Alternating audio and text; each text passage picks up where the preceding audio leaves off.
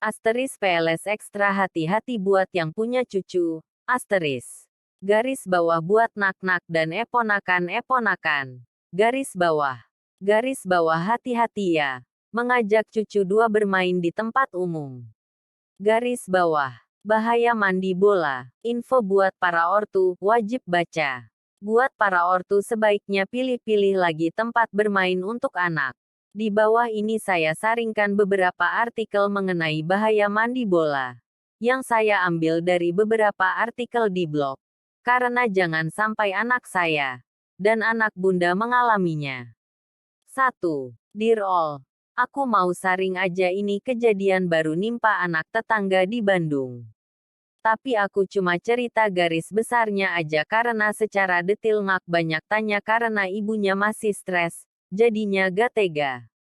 Pas hari libur, Sabtu, Minggu pasti seperti biasa pasti orang tua ingin ajak anaknya main. Tetanggaku dia ajak anak perempuannya umur 3,5 teh mandi bola di BSM, Bandung. Ngak ada feeling apa-apa. Anaknya senang main-main. Setelah itu besoknya dia masih sekolah preschool, seperti biasa. Ngak ada tanda-tanda apapun. Tapi tiba-tiba hari keempat setelah dia mandi bola itu, tanpa gejala apapun, anak itu ngak bisa asteris jalan. Asteris, anaknya pun ngak mengeluh ada gejala sakit apa. Dia cuma nanya dengan polosnya ke ibunya, "Mama, kok Rizka ngak bisa jalan ya ma?" Akhirnya sama ibunya dia langsung dibawa ke RS Boromeus Bandung. Dan itu pun setelah diperiksa sama DSA. Ngak langsung ketahuan sebabnya kenapa tiba-tiba asteris lumpuh.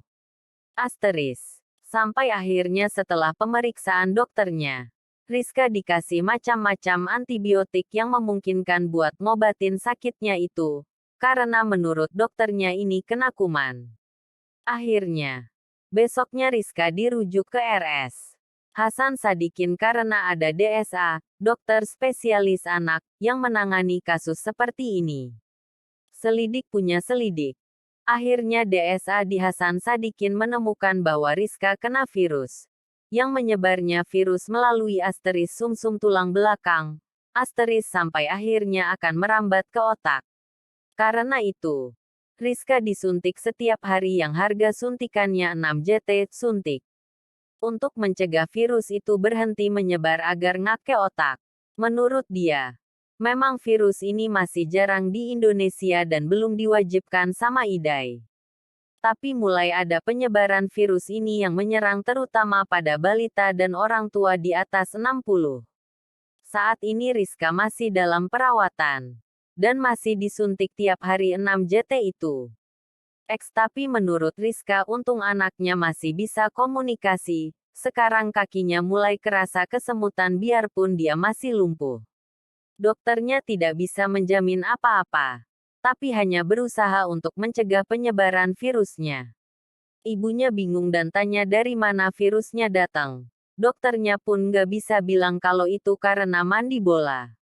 Tapi saat aku cerita ke kakak iparku, dia ternyata ada pengalaman anak teman kantornya yang kena virus yang sama. Dan persis kejadiannya setelah mandi bola juga. Menurut DSA teman kakakku itu, tempat mandi bola memang merupakan lokasi penularan paling bagus untuk virus apapun. Terutama di tempat-tempat umum. Karena jarang sekali pihak taman bermain itu mencuci bola tersebut. Dan dengan ruangan yang tertutup lembab, tidak kena sinar matahari, tempat mandi bola jadi tempat bersemayamnya virus. So, kita semua wajib memperhatikan tempat-tempat hiburan, tempat bermain buat anak-anak kita. JGN sampai memilih tempat bermain yang tidak sehat SPT kolam bola, yang tentunya tidak pernah disterilkan. Asteris hi, banyak anak-anak ngompol. Muntah asteris. Asteris buang-buang ludah asteris. DCB. Apalagi ada banyak telur nyamuk. Dan serangga lain yang ngumpet di situ. 2. Ini adalah true story. Aku dapat dari Milis HIMASAD, Hima Sastra Jerman Unpad. Berdasarkan pengalaman salah satu temannya, yang harus kehilangan putranya yang berusia 3 tahun. McDonald's, Burger King, Timezone, KFC. Tempat yang sangat mengasyikkan bagi anak-anak bermain dengan bola-bola, di mana biasanya disebut kolam bola atau mandi bola. Kejadiannya bertepatan dengan pesta perayaan ultah sang anak di McDonald's. Setelah selesai makan, anaknya minta bermain di kolam bola tersebut. Namun tak lama kemudian terdengar si anak melolong kesakitan. Katanya pantatnya terasa sakit sekali, seperti tertusuk sesuatu benda. Lalu setelah dilihat oleh ibunya, ternyata terdapat bilur merah kecil. Dan beberapa hari kemudian sang ibu mulai curiga akan memar di pantat anaknya yang semakin membengkak. Dan yang lebih mengagetkan sang ibu ketika si anak mulai menggigil gemetar dan muntah-muntah. Dan matanya berputar ke belakang. Segera anak tersebut dibawa ke rumah sakit dan harus dirawat di ICU. Dan anak yang malang itu harus meninggal pada malam itu juga. Ketika dokter menyatakan bahwa kematian anak itu dikarenakan overdosis heroin, tentunya sang ibu sungguh tidak percaya. Bagaimana mungkin? Ternyata setelah polisi memeriksa kolam mandi bola di restoran fast food tersebut, mereka menemukan beberapa jarum suntik, sebagian sudah digunakan, dan beberapa ada yang masih dosis penuh. Dan di tumpukan bola-bola itu ternyata banyak sekali bekas-bekas makanan. Muntah, diapers kotor, genangan air kencing bahkan ada pisau-pisau kecil. Kemudian setelah ditanyakan ke manajer restoran TSB, barulah diketahui bahwa kolam bola itu hanya dibersihkan beberapa kali dalam setahun. Jadi mereka sendiri juga tidak tahu pasti apa yang terdapat di dasar kolam mandi bola tersebut. Coba bila kamu seorang ibu yang harus mengalami tragedi ini, sungguh memilukan. Nah teman-teman, makanya berhati-hatilah mulai sekarang bila membawa anak, ponakan atau adik kamu yang ingin bermain mandi bola. Memang bagi anak-anak itu hal yang sangat menyenangkan. Tapi kita kan tidak mau anak-anak kita harus bermain di tempat yang kotor dan sangat berbahaya itu. Apalagi harus sampai kehilangan nyawa. Hati-hati. 3. Kita tidak tahu kebersihan dasar kolamnya.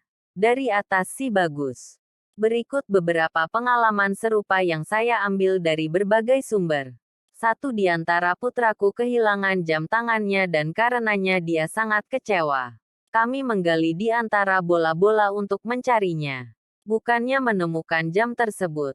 Kami malah menemukan muntahan, makanan, kotoran, dan sesuatu yang tidak ingin saya sebutkan. Saya pergi ke manajer dan memprotes hal tersebut. Dan baru saya mengetahui ternyata kolam bola hanya dibersihkan 1 kali setiap bulannya. Saya bahkan ragu kalau hal itu juga dilakukannya. Nak-nakku tidak akan pernah bermain lagi di kolam bola manapun. Beberapa di antara pembaca mungkin bukan orang tua, tapi mungkin Anda punya keponakan, cucu, atau berteman dengan anak-anak. 4. Saya termasuk yang agak keberatan anak garis bawah anak bermain mandi bola. Tahun 1998 ketika kita tinggal di Plano, Texas ada beberapa kejadian anak-anak yang main mandi bola di restoran, mall digigit rattler snake yang nggak kelihatan. Kalau sampai bertelur dan beranak pinak di bawah bola-bola tersebut. Belum lagi kejadian yang digigit serangga del. Kan masih banyak tempat bermain anak yang safe. Kan lebih aman. 5. Seorang anak kecil lainnya telah bermain di kolam bola Burger King dan mulai mengeluh lengannya terluka. Dia juga meninggal kemudian. Ditemukan bahwa dia mendapat gigitan ular di sekitar lengan dan pantatnya. Ketika mereka membersihkan kolam bola itu, mereka menemukan sarang ular berbisa di dasar kolam bola tersebut. Anak kecil itu telah menderita sejumlah gigitan dari ular-ular yang sangat berbisa. Jadi buat ayah bunda yang membaca artikel ini, BTW masih banyak artikel yang senada coba search di Google, tolong sampaikan pada yang lain agar mereka juga memahami bahaya mandi bola. Garis bawah silahkan share tanpa perlu izin agar makin banyak orang tua yang tahu garis bawah.